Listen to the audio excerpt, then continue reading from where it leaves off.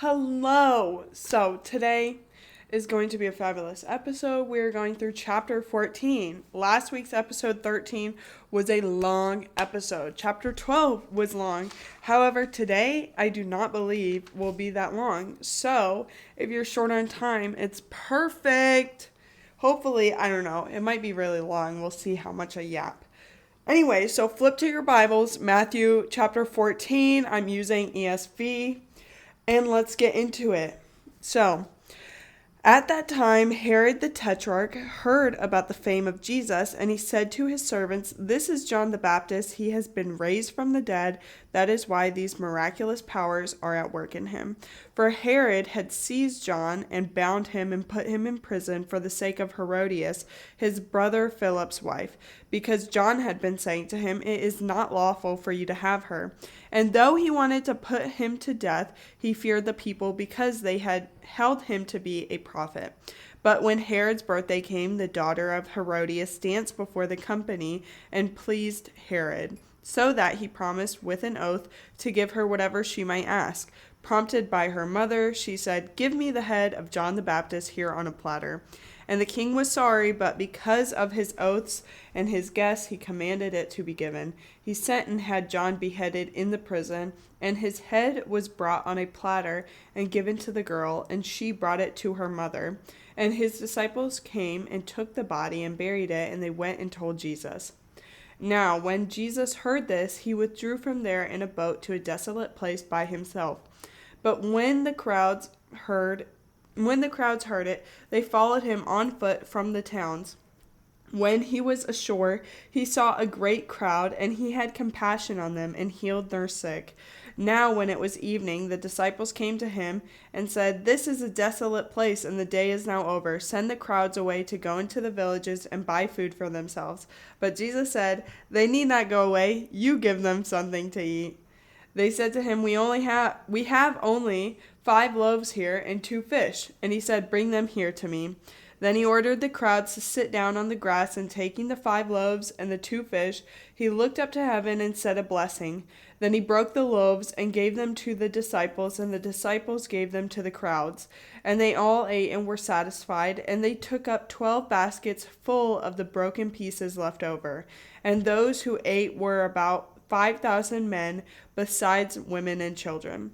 Immediately he made the disciples get into the boat and go before him to the other side while he dismissed the crowds. And after he had dismissed the crowds, he went up on the mountain by himself to pray. When evening came, he was there alone, but the boat by this time was a long way from the land, beaten by the waves, for the wind was against them.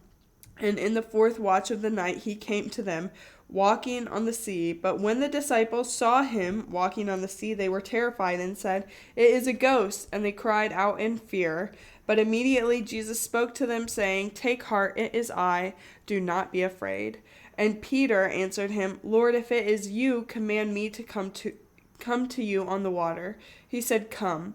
So Peter got out of the boat and walked on the water and came to Jesus. But when he saw the wind, he was afraid and beginning to sink, he cried out, "Lord, save me." Jesus immediately reached out his hand and took hold of him, saying to him, "O you of little faith, why did you doubt?" And when they got into the boat, the wind ceased, and those in the boat worshipped him, saying, "Truly you are the Son of God." And when they had crossed over, they came to the land at Gennesaret.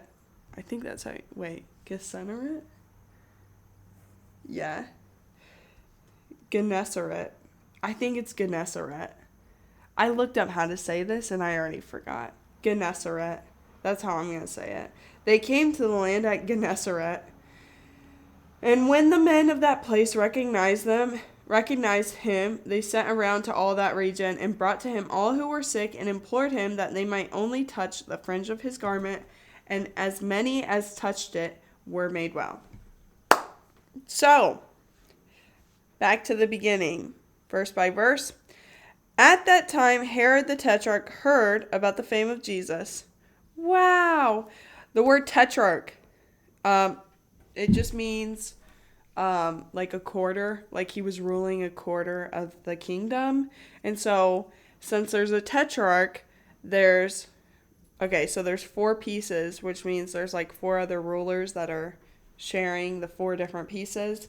So, because the line of Herod is a little complicated, I'm going to try and set the scene for you. And there's several Herods throughout the Bible. So, Herod the Great. This is the one who killed all the babies in Bethlehem trying to kill Jesus when he was a child. However, Herod the Great got chronic kidney disease and he dies within a year, probably less, of when he gave the order to kill all the little boys in Bethlehem. So, Herod the Great dies. Herod the Great was a hoe, though. He had, I don't know how many wives, and he had more than that number of sons. So he has lots of sons. However, the kingdom is only divided amongst 3 of them. The 3 that is divided amongst is Archelaus, Antipas, and Philip II. Now, you're thinking Philip II, but Herod wasn't named Philip. You're right. Because he's Philip II because there was another Philip, a different son, born to Herod. And so there's Philip I and Philip II. Not because it's a father-son, just because it's 2 sons, and one was born first and the other was born second. You will need to know about the Philips in a moment. So, anyways, so the 3 rulers, Herod the Great dies, the 3 sons that get something or get part of the kingdom is Archelaus, Antipas, Philip II.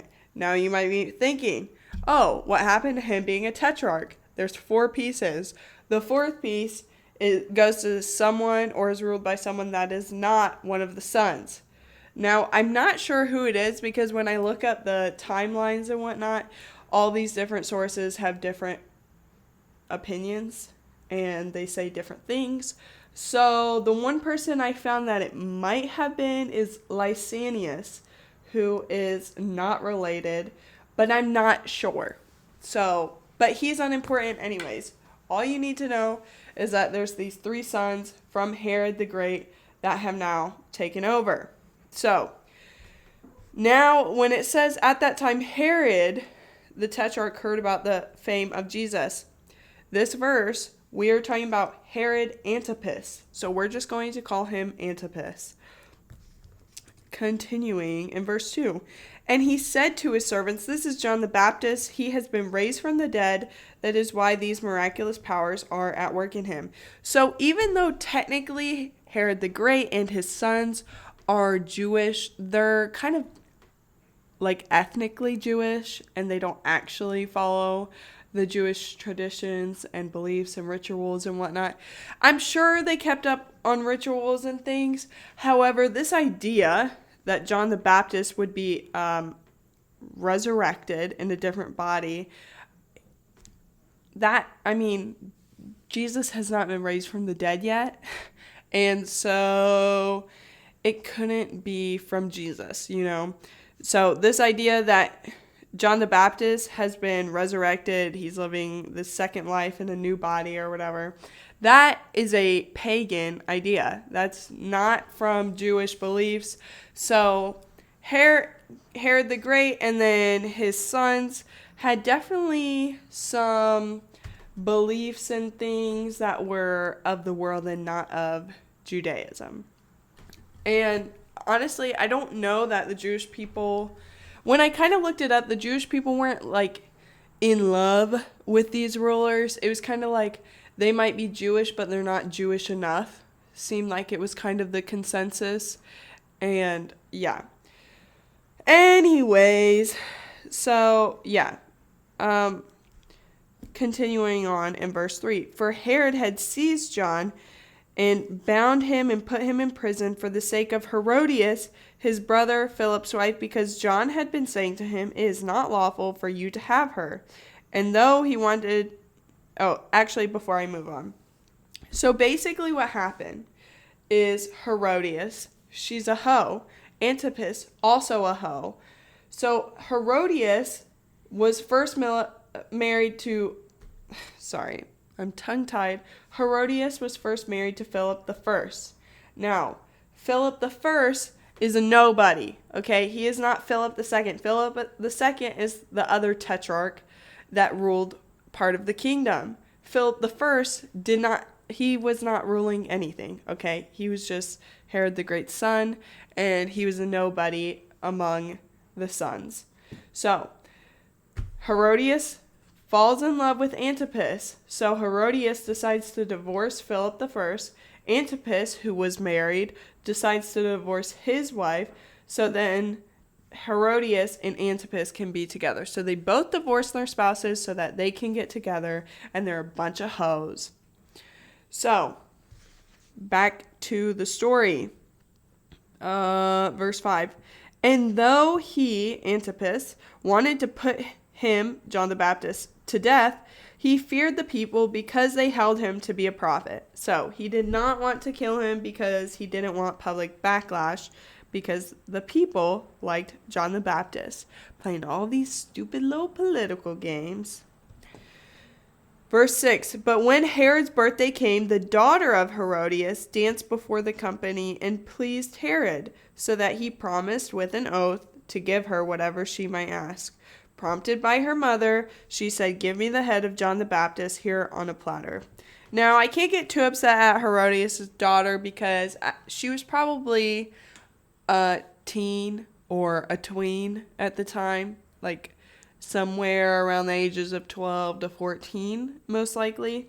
So she's just doing what her hell of a mother told her to. Verse 9. And the king was sorry, but because of his oaths and his guests, he commanded it to be given. This is why it's important not to make oaths and promises. Now, actually, this is talked about several times in the Bible. So, if you go back to Judges chapter 11, I'm not going to read it, but Jephthah, I think that's how you say it, Jephthah, you might remember him. He did something, God gave him the victory, and he made an oath to God. The first thing that comes out of my front door, I will sacrifice to you. So he gets home from the war, he's victorious, blah, blah, blah. And the first thing that comes out of his door is his one and only child, his daughter. And so he's all upset, but because he promised to God that he was going to give him whatever came out of his door first, he sacrifices his one and only daughter.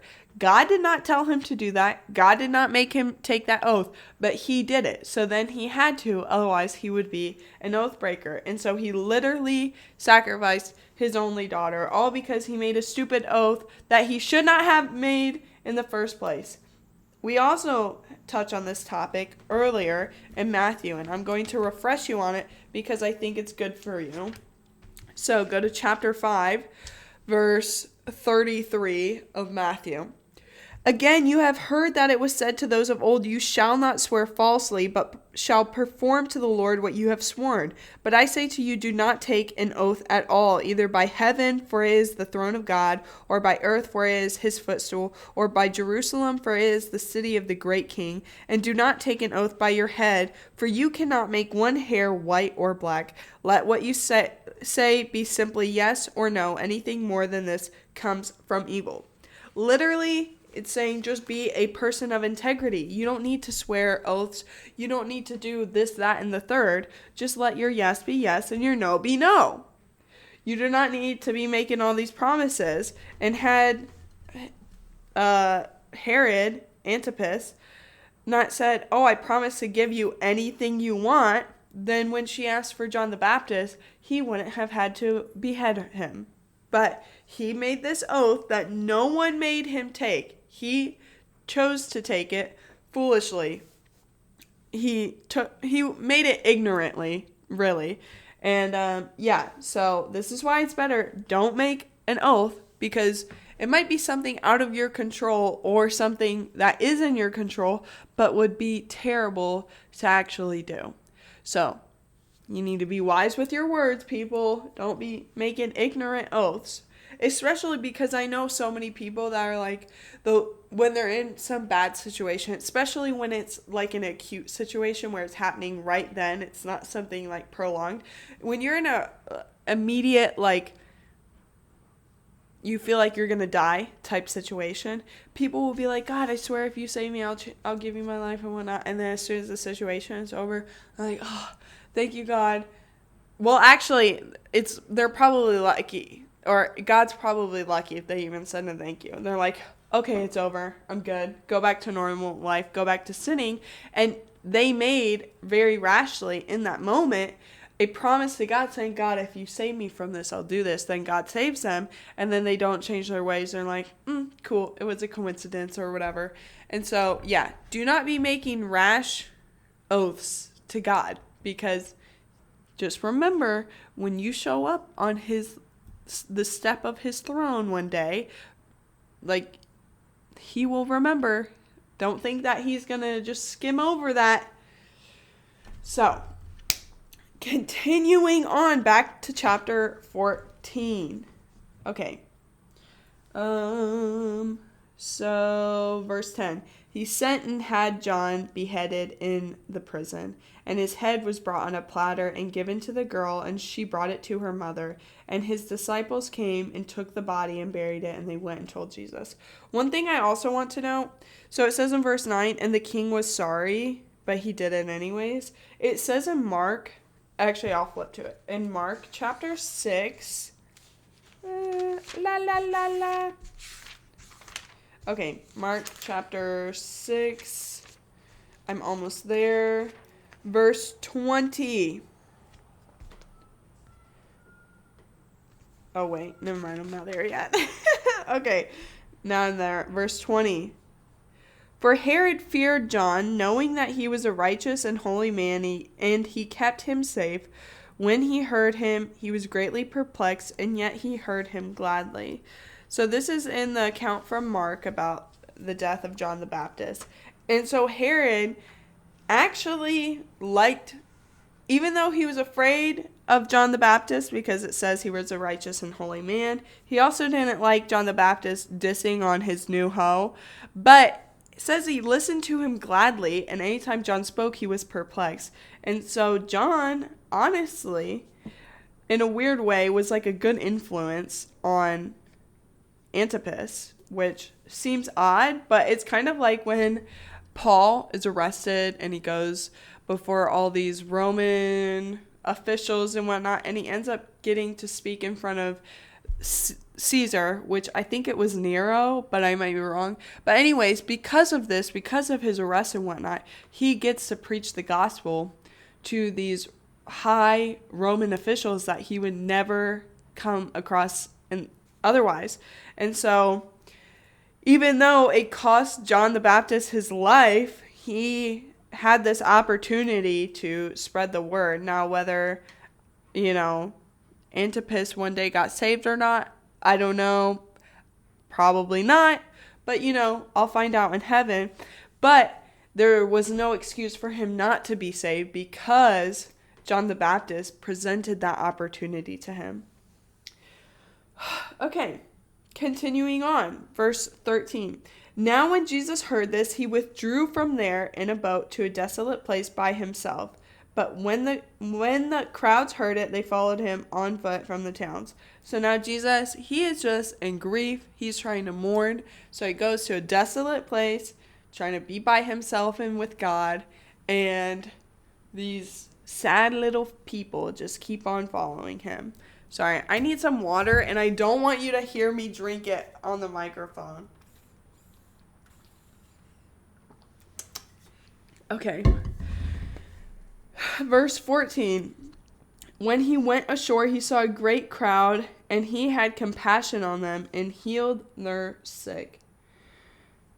Verse 15. Now when it was evening, the disciples came to him and said, This is a desolate place, and the day is now over. Send the crowds away to go into the villages and buy food for themselves. But Jesus said, They need not go away. You give them something to eat. Which I think is hilarious, because I'm sure the disciples at this time, they're like, are you freaking serious? I have like 3 pistachios in my pocket and I'm supposed to feed all these people. Verse 17, they said to him, We have only 5 loaves here and 2 fish. And he said, Bring them here to me. Then he ordered the crowd to sit down on the grass, and taking the 5 loaves and the 2 fish, he looked up to heaven and said a blessing. Then he broke the loaves and gave them to the disciples, and the disciples gave them to the crowds. And they all ate and were satisfied, and they took up 12 baskets full of broken pieces left over. And those who ate were about 5,000 men, besides women and children. When I read this story, I just think about how, even though the disciples keep saying these amazing, crazy miracles, they keep going to Jesus when there's a problem.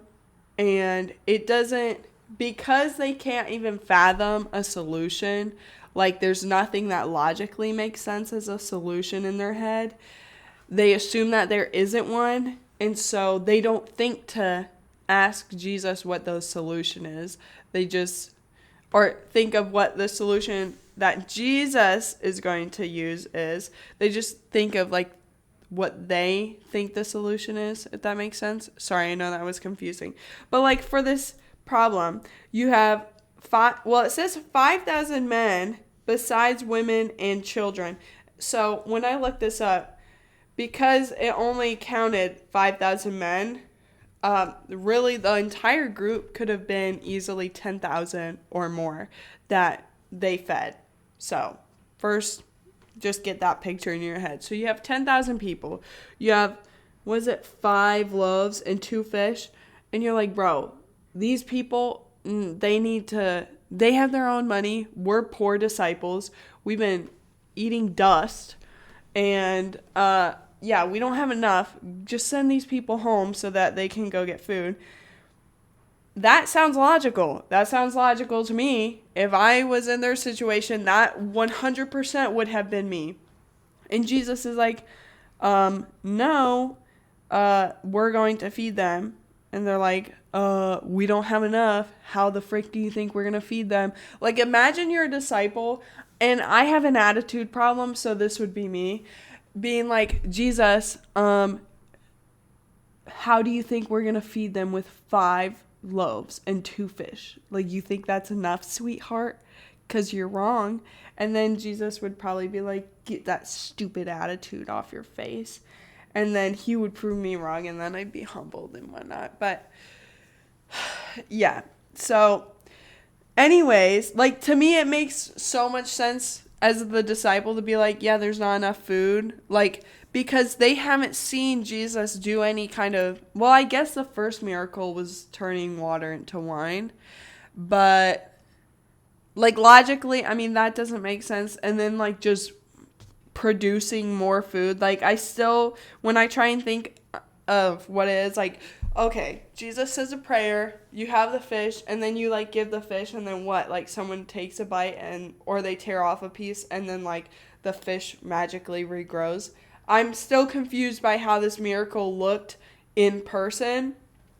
And so, but, like, yeah, for the most part, the disciples haven't seen a miracle related to food in this way. They've seen the miracle healings, but it makes sense. They're like, okay, you can do these miracles for healing, but we have a food problem. So, like, what you gonna do about that? And, so, yeah. Anyways, I just think, well, I told you what I think, so I don't need to repeat it again. Okay. Well, also, actually, did I finish reading this whole section?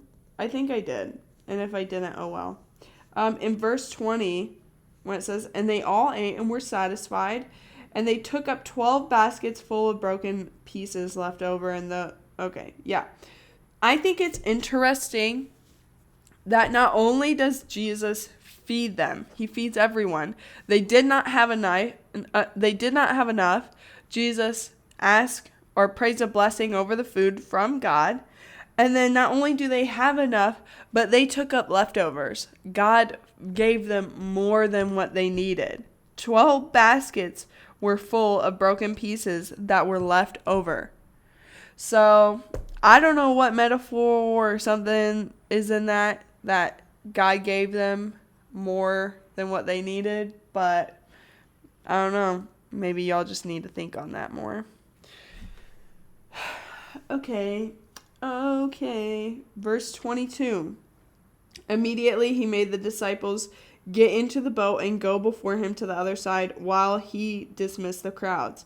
And after he had dismissed the crowds, he went up on the mountain by himself to pray. So Jesus is finally getting his alone time with God to grieve about John the Baptist, who was his cousin. And so I'm sure they also were probably like besties growing up. And so, you know, I guess I was going to say I can't imagine, but I think I probably could imagine because I lost my brother who passed away earlier this year. And so I imagine for Jesus what it would be like to, I'm sure even though John was a cousin, he probably like grew up together like brothers or just super close friends, and what that would be like for him to lose him. And then you're all sad and stuff, and then all these poor little peasants keep coming up to you asking for a miracle. But it says God had compassion on them, that Jesus had compassion on them. So, yeah. Anyways, continuing on. When evening came, he was there alone. Verse 24, but the boat by this time was a long way from land, beaten by the waves, for the wind was against them. So, he's having his alone time. He tells the disciples to get in the boat, cross the sea. It's windy, it's wild out there. Verse 24 or 25, and in the fourth watch of the night he came to them walking on the sea. The fourth watch would have been between 3 and 6 a.m. The Romans at the time for the at night they had they set the watches. First watch was First watch was 6 p.m. to 9 p.m. Second watch was 9 p.m. to 12 a.m. Third watch was 12 a.m. to 3 a.m. And fourth watch was 3 a.m. to 6 a.m. So they're 3 hour. A watch is 3 hours. So, and like I said, the Romans started that, but then the Jewish people adopted it. Verse 26, but when the disciples saw him walking on the sea, they were terrified and said, "It is a ghost," and they cried out in fear.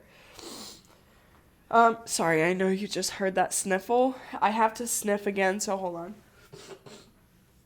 I don't know if that did anything to help, but hopefully it did.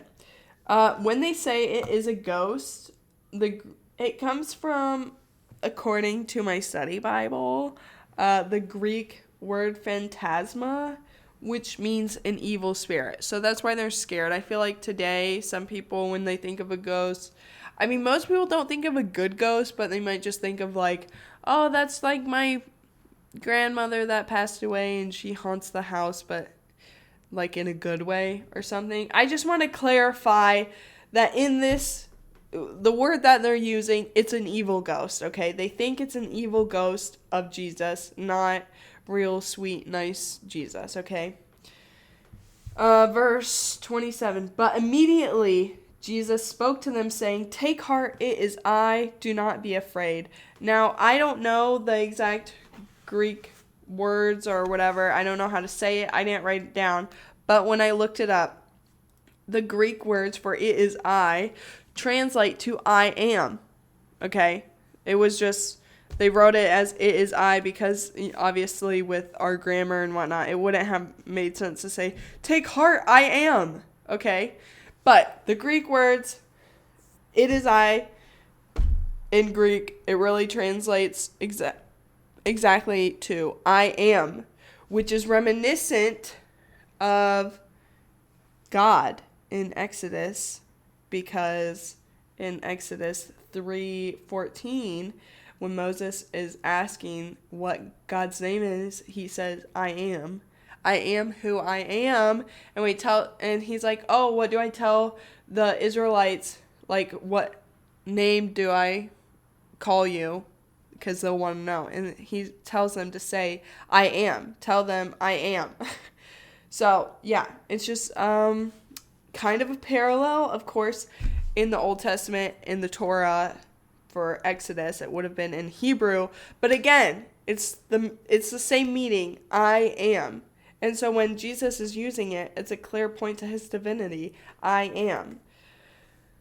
So yes. Also, I think I might have missed something earlier.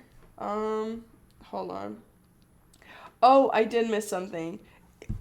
When Jesus feeds the 5,000, because it says they're in a desolate place, and then he multiplies the food in this miraculous way that only God could, it reminds me of Exodus 16, when the Israelites are sojourning from Egypt back into Israel, or what was Israel, and they're about to reclaim it and make it Israel once again. And they're complaining because they don't have food because they're in the wilderness, a desolate place. And so God provides them manna, bread, this special bread. And so it just seems like a slight parallel and pointing to out how Jesus is the new and better Moses. Anyways, verse 28. And Peter answered him, Lord, if it is you, command me to come to you on the water. He said, come. So Peter got out of the boat and walked on the water and came to Jesus. I will note that in all the accounts of Jesus walking on water, which you can read about in Mark 6 and John 6, I don't know if it's mentioned in Luke. I would assume it is, but I don't know. That this is the only account where Peter goes out on the water. All the other ones, it's just Jesus. No mention of Peter going out on the water. Which, honestly, it makes sense that this would be the only account because Matthew was actually one of the disciples, so he would know if Peter went out on the water. I guess John could have wrote because he was also a disciple, but it makes sense that Mark didn't write that because he was not a disciple, so he wouldn't have been present for that, and he would have been just writing whatever was told to him to write, although I think Mark was writing for Peter. Actually, I don't know. Ignore me on that one. I'd have to look that up. But I do think Mark and Peter were homies in something, or maybe it was for Peter's later letters. I don't remember, people. There's too much going on. Okay, continuing verse 30. But when he saw the wind, he was afraid, and beginning to sink, he cried out, Lord, save me. Jesus immediately reached out his hand and took hold of him, saying to him, O you of little faith, why did you doubt? Again, pointing out that little faith is a problem. No faith is a problem, and little faith is also a problem. You think that your little faith of, I believe in the Bible, I believe in God, I believe in Jesus, congrats. You saying you believe in God, even the demons believe in God, go read the book of James. So, you are called to have a big faith. Jesus is saying, O you of little faith, why did you doubt? He's condemning little faith. So clearly, big faith is the correct heart posture. Okay? So you need to have big faith. Verse 32. Also, notice when he was doubting, it was when it says he saw the wind. He was not looking on Jesus or looking at Jesus. He was focusing on the wind. His focus was in the wrong spot, folks. Pretty sure that's a metaphor or something we're supposed to live by. Verse 32, and when they got into the boat, the wind ceased. And those in the boat worshipped him, saying, truly, you are the Son of God. All right.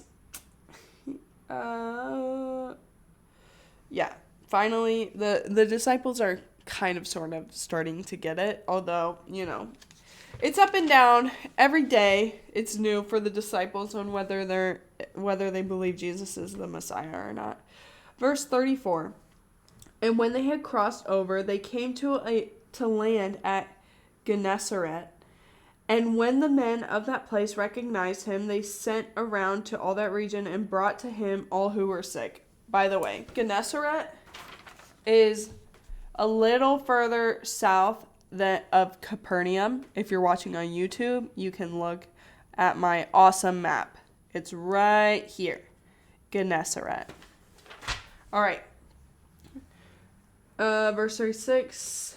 And implored him that they might only touch the fringe of his garment, and as many as touched it were made well. So again, the faith came first before they were healed. Very reminiscent of all the miracles that took place in Matthew chapter 10, where the people, it says, for oh my gosh, that came out of nowhere. That their faith made them well, that they fully believed Jesus was capable of healing them before Jesus actually did it. And because they fully believed he was capable, he did it. He fulfilled their faith. And so, just like here, the people believed that if they only touched the fringe of his garment, they would be made well. And it says, as many as touched it were made well. Then it happened. And so, we are not to just meekly ask. Well, actually, I don't like the word meekly, because meek actually implies a quiet strength. I'm going to say weak with the W. We are not to weakly ask God, oh, please, like, maybe, like, you could do this, but if you don't, I totally understand. No. We are supposed to ask boldly, but just asking isn't even the right word.